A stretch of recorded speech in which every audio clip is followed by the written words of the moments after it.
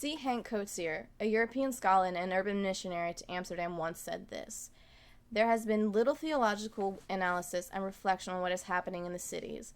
It seems as if theology has lost all interest in the world of the modern city. Only recently have a few Christians left their ivory towers of theological erudition, or churchianity, to confront the turmoil of inner city life. Because of this, churches have not been able to cope with the situation in the cities. They've withdrawn from the cities sociologically by migration and theologically through a similar abandonment. Churches simply have not been willing to reflect critically and creatively on the challenges posed to them by the cities. Here at Raven, we believe in restoring a vision to the churches so that we can help to evangelize the nations." Coetzee was absolutely correct. There are so many churches who have simply abandoned the city and surrounding urban areas because of what goes on inside of them.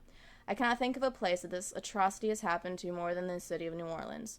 It is known as the City of the Dead, the voodoo capital of America, City of the Damned. Even people who were born and raised here do not step foot in the city for much. I know people who, for the first time in 20 years, share the gospel of Jesus Christ in a place that they have called home for their entire life.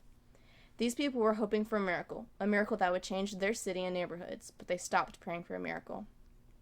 For the past 10 years, I have come to the city for Raven's annual Mardi Gras outreach, and only for the past 4 have I been able to call it home. And in those 4 years that I have lived here, I have started to see locals go into places that only the crazy outsiders would go to preach the word of God. I have seen prostitutes and strippers come to know the Lord on these streets. I have seen bouncers, travelers, and tourists cry out to God in one of the darkest places that I have ever been. And it was all because people stopped praying for a miracle. They stopped praying for a miracle so they could start to be that miracle that somebody needed.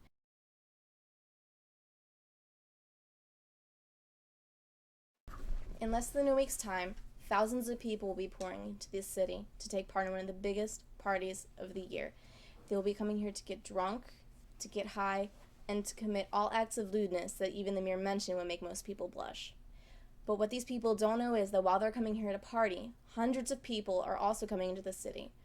Hundreds of Christians are coming here to 511 West Bank Expressway in Gretna, Louisiana, to preach the uncompromising word of God to these people. There's only one issue.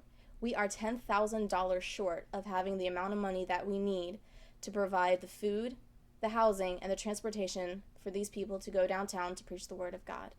Guys, year after year after year, missions trip after missions trip after missions trip, we see that people need money, and we say, we're going to pray for you so that you get that money. We're going to pray that God meets your need.